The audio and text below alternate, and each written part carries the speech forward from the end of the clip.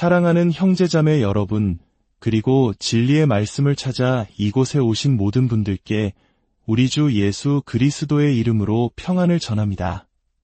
오늘 우리가 함께 나눌 이야기는 단순한 역사 기록을 넘어 지난 2000년간 수많은 영혼의 삶을 송두리째 바꾸어 놓은 한 편의 편지, 바로 에베소서에 관한 깊은 묵상입니다. 이 귀한 말씀을 듣기 전 잠시 여러분의 손길을 부탁드립니다. 여러분이 눌러주시는 좋아요와 구독은 이 은혜의 말씀이 더 많은 영혼에게 흘러가게 하는 귀한 통로가 됩니다. 여러분의 작은 섬김을 통해 하나님의 나라가 확장되는 축복에 동참하시길 바라며 이 채널을 통해 여러분의 삶에 날마다 새로운 은혜와 평강이 가득하기를 간절히 기도합니다. 자, 이제 성경을 펴고 신약의 보석과도 같은 바울의 서신 에베소서의 세계로 함께 들어가 보겠습니다. 오늘 우리가 함께 읽고 묵상할 말씀은 에베소서 1장 1절부터 14절까지입니다. 살아있는 하나님의 음성에 귀를 기울여 주시기 바랍니다. 하나님의 뜻으로 말미암아 그리스도 예수의 사도가 된 바울은 에베소에 있는 성도들과 그리스도 예수 안에 있는 신실한 자들에게 편지하노니 하나님 우리 아버지와 주 예수 그리스도로부터 은혜와 평강이 너희에게 있을지어다. 찬송하리로다. 하나님 곧 우리 주 예수 그리스도의 아버지께서 그리스도 안에서 하늘에 속한 모든 신령한 복을 우리에게 주시되 곧 창세전에 그리스도 안에서 우리를 택하사 우리로 사랑 안에서 그 앞에 거룩하고 흠이 없게 하시려고 그 기쁘신 뜻대로 우리를 예정하사 예수 그리스도로 말미암아 자기의 아들들이 되게 하셨으니 이는 그가 사랑하시는 자 안에서 우리에게 거저주시는 바 그의 은혜의 영광을 찬송하게 하려는 것이라. 우리는 그리스도 안에서 그의 은혜의 풍성함을 따라 그의 피로 말미암아 속량 곧 죄 사함을 받았느니라. 이는 그가 모든 지혜와 총명을 우리에게 넘치게 하사 그 뜻의 비밀을 우리에게 알리신 것이요 그의 기뻐하심을 따라 그리스도 안에서 때가 찬경륜을 위하여 예정하신 것이니 하늘에 있는 것이나 땅에 있는 것이 다 그리스도 안에서 통일되게 하려 하심이라. 모든 일을 그의 뜻의 결정대로 일하시는 이의 계획을 따라 우리가 예정을 입어 그 안에서 기업이 되었으니 이는 우리가 그리스도 안에서 전부터 바라던 그의 영광의 찬송이 되게 하려 하심이라. 그 안에서 너희도 진리의 말씀 곧 너희의 구원의 복음을 듣고 그 안에서 또한 믿어 약속의 성령으로 인치심을 받았으니 이는 우리 기업의 보증이 되사 그 얻으신 것을 속량하시고 그의 영광을 찬송하게 하려 하심이라. 아멘. 오늘 우리는 위대한 서신의 첫 장을 펼치며 앞으로 몇 달간 이어질 에베소서 강해의 긴 여정을 시작하려 합니다. 어쩌면 누군가는 이렇게 질문할지도 모릅니다. 왜 우리는 2000년 전 고대 도시 에베소의 성도들에게 보낸 이 낡은 편지를 지금 여기서 공부해야 하는가? 물론 가장 기본적인 대답은 이 편지가 하나님의 말씀이기 때문입니다. 사도 바울이 디모데에게 말했듯 모든 성경은 하나님의 감동으로 된 것으로 교훈과 책망과 바르게 함과 위로 교육하기에 유익합니다. 성경은 우리 삶의 오해를 바로잡고 진리를 가르쳐줍니다. 또한 우리가 하나님 앞에서 얼마나 부족한 존재인지를 깨닫게 하여 우리의 양심을 흔들고 우리를 책망합니다. 하나님의 책망은 때로 고통스럽지만 사랑하는 자녀를 위한 아버지의 훈계와도 같습니다. 그 안에는 우리를 더 나은 길로 인도하시려는 하나님의 선하심과 은혜가 담겨 있습니다. 또한 성경은 부서진 것을 고치고 삐뚤어진 것을 바로잡아 우리를 새롭게 빚어갑니다. 우리를 경건의 길로 훈련시켜 마침내 우리의 삶이 하나님께 기쁨이 되고 우리 자신에게는 참된 만족을 주는 삶으로 변화시키는 능력이 있습니다. 에베소서를 깊이 공부한다면 우리는 이 모든 진리를 분명히 경험하게 될 것입니다. 또한 우리는 영적인 양식을 공급받기 위해 이 자리에 모였습니다. 건강한 신앙생활을 위해서는 균형 잡힌 영양 섭취가 중요하듯 하나님의 말씀을 편식해서는 안 됩니다. 어떤 이는 역사 이야기 속에서, 어떤 이는 예언자의 외침 속에서, 또 어떤 이는 사도 바울의 논리적인 가르침 속에서 더 큰 은혜를 받기도 합니다. 하지만 우리는 하나님께서 자신을 계시하신 모든 다양한 방식을 맛보아야만 그분을 온전히 이해하고 그분이 원하시는 참된 인간상으로 변화될 수 있습니다. 하지만 오늘 제가 에베소서를 선택한 데에는 더 특별한 이유가 있습니다. 바로 우리 모두가 에베소서 테스트를 함께 치러보자는 제안을 하기 위해서입니다. 에베소서 테스트가 무엇이냐고요? 제가 지난 30년간 많은 사람들에게 시도해왔던 하나의 영적 실험입니다. 약 30년 전 저의 한 친구가 제게 이렇게 말했습니다. 요즘 개인적으로 에베소서를 묵상하고 있는데 정말이지 양말이 다 젖을 정도로 엄청난 축복을 받고 있어. 그는 매일매일 성경을 읽으며 큰 기쁨을 누리고 있다고 했습니다. 그때 저는 그 친구에게 짓궂은 질문을 하나 던졌습니다. 만약 자네가 에베소서를 처음 읽기 시작할 때 내가 빈 노트를 한 권 주면서 매일 이 편지를 읽으며 발견하는 모든 것을 기록해보게라고 부탁했다면 한 달 뒤 그 노트에는 무엇이 적혀 있었을까? 두 가지 가능성이 있네. 첫째, 자네가 에베소서를 읽으며 하나님이 자네 삶에 어떻게 역사하셨는지에 대한 개인적인 영적 여정이 담긴 흥미로운 일기. 둘째, 그 노트에 자네의 개인적인 감상과 더불어 사도 바울이 에베소 성도들에게 정말로 무엇을 말하려고 했는가에 대한 설명이 담겨 있는 것. 솔직히 말해보게. 내가 그 노트를 읽는다면 자네에 대해 더 많이 알게 될까? 아니면 에베소서의 메시지에 대해 더 많이 알게 될까? 친구는 조금 멋쩍은 표정을 지으며 대답했습니다. 의심의 여지 없이 자네는 내 개인적인 영적 일기장을 보게 됐을 걸세. 아마 바울이 전하려던 메시지는 거의 파악하지 못했을 거야. 사랑하는 여러분, 이것이 바로 에베소서 테스트입니다. 우리는 하나님의 말씀을 우리 삶에 적용해야 합니다. 그것은 매우 중요합니다. 하지만 성경 공부가 끝난 뒤 단 2주 만에 그 책의 내용이 무엇이었는지 전혀 기억하지 못한다면 우리는 무언가 근본적인 것을 놓치고 있는 것입니다. 누군가 에베소서가 어떤 책인가요? 라고 물었을 때, 제가 에베소서를 읽을 때 참 힘든 일이 있었는데 큰 위로를 받았어요. 라고만 대답한다면 우리는 말씀의 핵심을 우리 마음에 새기지 못한 것입니다. 그래서 저는 앞으로 몇 달간 여러분과 함께 이 테스트를 치르고자 합니다.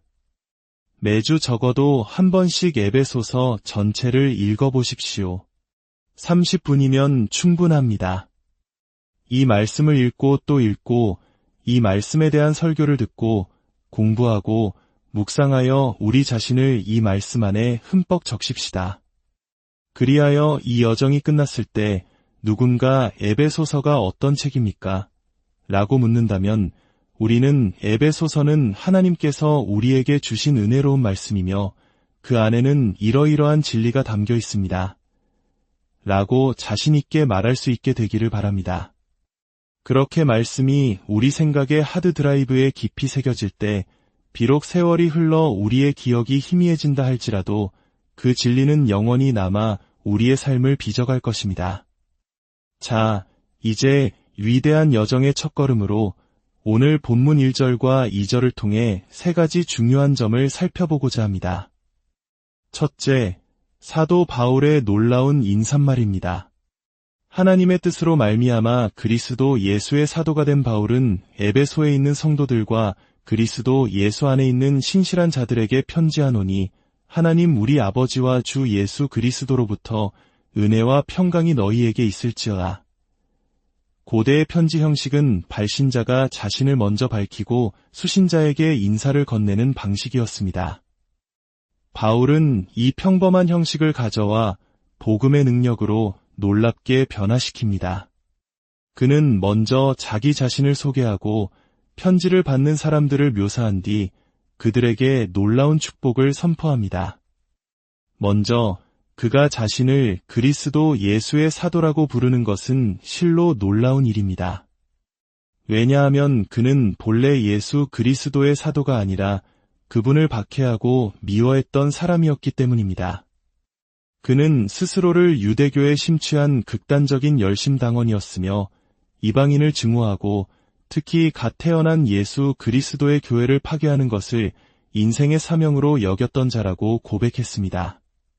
그랬던 그가 그리스도인의 박해자이자 이방인의 멸시자였던 그가 이제는 로마의 어느 가택의 죄수의 신분으로 갇힌 채 이방인인 에베소 성도들을 위해 편지를 쓰고 있습니다.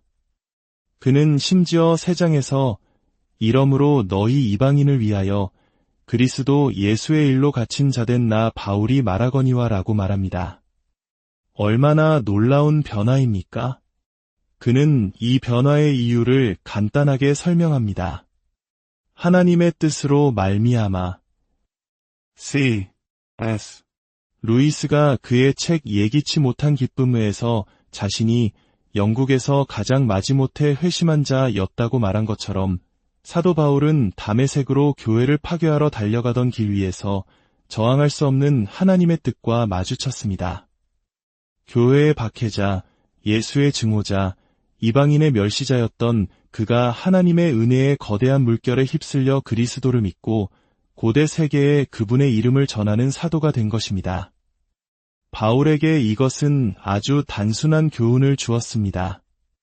만약 이런 일이 나에게 일어날 수 있다면 누구에게나 일어날 수 있다. 나를 향한 하나님의 뜻이 이토록 사랑과 은혜와 자비로 가득했다면 당신이 누구이든 얼마나 멀리 방황했든 얼마나 하나님과 그분의 백성에게 적대적이었든 심지어 살인과 같은 끔찍한 죄를 저질렀다 할지라도 하나님의 은혜는 그 영광스럽고 놀라운 사랑으로 당신에게 닿을 수 있다는 것입니다. 또한 바울이 편지의 수신자들을 묘사하는 방식도 놀랍습니다. 그들은 본래 이방 여신 아데미를 숭배하던 자들이었습니다. 1세기 종교의 공허함과 어두움 속에서 헤매던 그들에게 은혜의 하나님이 손을 내미셨고 그 결과 그들은 이제 에베소에 있는 성도들이자 그리스도 예수 안에 있는 신실한 자들이 되었습니다. 자격 없는 자들, 아니 오히려 벌을 받아 마땅한 자들에게 값없이 부어주시는 하나님의 사랑, 즉 은혜와 하나님만이 주실 수 있는 새로운 생명과 평안, 즉 살롬이 그들에게 임한 것입니다. 둘째, 이 두 구절은 에베소서 전체의 개요를 암시합니다. 바울은 수신자들을 두 가지로 부릅니다. 에베소에 있는 성도들, 그리고 그리스도 예수 안에 있는 신실한 자들. 이 두 표현은 에베소서의 구조를 놀랍도록 명확하게 보여줍니다. 1장부터 3장까지는 그리스도 예수 안에 있는 신실한 자들, 즉 믿음을 가진 자들이 받는 축복에 대해 설명합니다. 바울은 우리가 구원을 얻는 것은 오직 믿음으로 말미암는다고 말하며 믿음으로 그리스도께 나아갈 때 하늘의 모든 신령한 복이 우리에게 쏟아져 내린다고 선포합니다. 우리는 하나님께 택함 받았고 입양되었으며 속량받았고 용서받았습니다. 이 모든 축복은 우리의 노력이 아닌 오직 믿음을 통해 주어지는 하나님의 선물입니다. 그리고 4장부터 6장까지는 에베소에 있는 성도들, 즉 세상 속에서 성도로서 어떻게 살아가야 하는지에 대해 설명합니다. 성도라는 말은 특별한 종류의 그리스도인을 의미하는 것이 아닙니다. 성경에서 성도는 모든 그리스도인을 가리키는 말입니다. 하나님께서 세상으로부터 우리를 구별하여 당신의 소유로 삼으셨다는 뜻입니다. 우리는 그리스도 안에서 하늘의 부요함을 누리지만 아직 천국에 가 있지는 않습니다. 우리는 여전히 이 땅, 에베소와 같은 도시 속에서 살아갑니다. 마치 우리가 매일 아침 눈을 뜨면 서울이라는 현실 속에서 살아가는 것처럼 말입니다. 바울은 이 후반부에서 우리가 받은 그 놀라운 축복들을 이 땅의 삶 속에서 어떻게 살아낼 수 있는지 사랑과 빛과 지혜 가운데 행하며 가정과 직장과 사회 속에서 그리스도인답게 사는 법을 구체적으로 가르칩니다. 셋째, 이 구절들은 복음의 기본 구조, 즉 복음의 문법을 보여줍니다. 모든 언어에는 문법이 있습니다. 문법이 틀리면 의도와 다른 의미가 전달될 수 있습니다. 마찬가지로 복음에도 일관된 문법이 있습니다. 만약 우리가 이 문법을 오해하면 복음을 완전히 잘못 이해하게 될 수 있습니다. 바울의 모든 문장은 크게 두 종류로 나뉩니다. 하나는 직설법으로 어떤 사실이 진실임을 서술하는 문장입니다. 하나님께서 우리를 택하셨다, 우리를 축복하셨다와 같은 문장들이죠. 다른 하나는 명령법으로 우리가 무엇을 해야 하는지를 명령하는 문장입니다.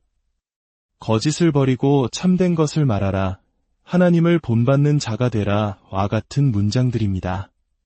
복음의 문법은 언제나 예외 없이 직설법에서 명령법으로 흐릅니다.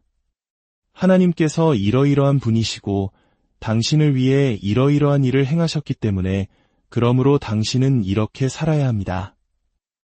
4장 1절은 이 문법의 전환점이 되는 아주 중요한 구절입니다. 그러므로 주 안에서 갇힌 내가 너희를 권하노니 너희가 부르심을 받은 일에 합당하게 행하여. 바울은 3장에 걸쳐 하나님이 우리를 위해 행하신 놀라운 일들을 설명한 뒤 그러므로 라고 말하며 이제 우리가 어떻게 살아야 할지를 이야기합니다. 여기서 중요한 것은 우리가 합당하게 행하는 것이 구원의 조건이 아니라 이미 구원받았기 때문에 마땅히 따라오는 결과라는 점입니다. 많은 사람들이 이 복음의 문법을 거꾸로 생각합니다. 누가복음 15장의 탕자의 비유가 이것을 가장 잘 보여줍니다. 집을 나간 탕자는 죄를 뉘우치고 아버지께 돌아가기로 결심합니다. 그런데 그의 머릿속에는 잘못된 문법이 가득합니다. 그는 생각합니다. 내가 어떻게 해야 아버지의 은혜를 받을 자격을 얻을 수 있을까? 내가 저지른 잘못을 어떻게 만회할 수 있을까? 그래서 그는 이렇게 말하기로 연습합니다. 아버지, 저를 품꾼의 하나로 보소서, 즉 자신의 노동으로 자신의 가치를 증명하고 사랑을 얻어내려고 한 것입니다. 그러나 아버지는 아들이 그런 말을 꺼내기도 전에 달려와 그를 껴안고 입을 맞춥니다. 아버지는 말합니다. 사랑을 얻어내려고 애쓸 필요 없다. 너는 내 아들이다. 나는 너를 사랑하기 때문에 너를 받아들인다. 아버지는 아들이 무언가를 해서가 아니라 그의 존재 자체를 조건 없이 사랑한 것입니다. 이것이 바로 직설법의 은혜입니다. 만약 오늘 당신이 죄책감에 시달리며 내 삶을 바로잡아야겠다고 결심했다면 아마 당신의 머릿속에도 탕자와 같은 잘못된 문법이 있을지 모릅니다. 내가 이것을 고치고 저것을 행하면 하나님이 나를 받아주실 거야. 하지만 아닙니다.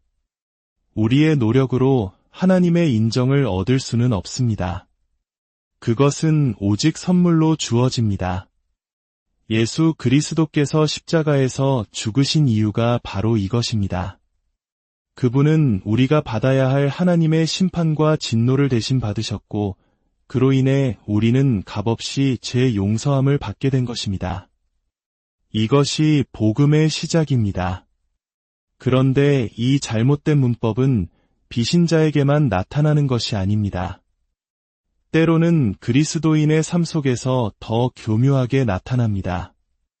우리는 은혜로 구원받았다고 말하면서도 어느새 자신의 섬김과 행위로 하나님의 사랑과 인정을 벌어야 한다고 생각하기 시작합니다. 탕자의 비유에는 또 한 명의 아들이 등장합니다. 바로 집에 있었던 큰아들입니다. 그는 아버지를 위해 여러 해 아버지를 섬겨명을 어김이 없거늘 일하고 말하며 마치 노예처럼 일했다고 생각했습니다. 그는 아버지의 사랑을 얻기 위해 평생을 애썼지만 정작 그 안에는 기쁨이 없었습니다. 그는 은혜로 돌아온 동생을 보고 기뻐하기는커녕 분노했습니다. 그의 삶은 명령법으로 시작해서 명령법으로 끝나려는 문법이 완전히 망가진 삶이었습니다. 그때 아버지가 그에게 무엇이라고 말합니까? 너는 항상 나와 함께 있으니 내 것이 다 내 것이로되. 아, 얼마나 놀라운 말씀입니까? 모든 것이 이미 그의 것이었습니다. 그는 그저 구하기만 하면 누릴 수 있었습니다. 그러나 그는 그것을 깨닫지 못하고 평생을 사랑을 얻기 위해 발버둥치는 노예처럼 살았던 것입니다. 사랑하는 여러분, 우리는 어떤 아들과 같습니까? 혹시 머리를 숙인 채 더 잘해야 해, 더 노력해야 해라고 스스로를 채찍질하며 기쁨 없는 신앙생활을 하고 있지는 않습니까?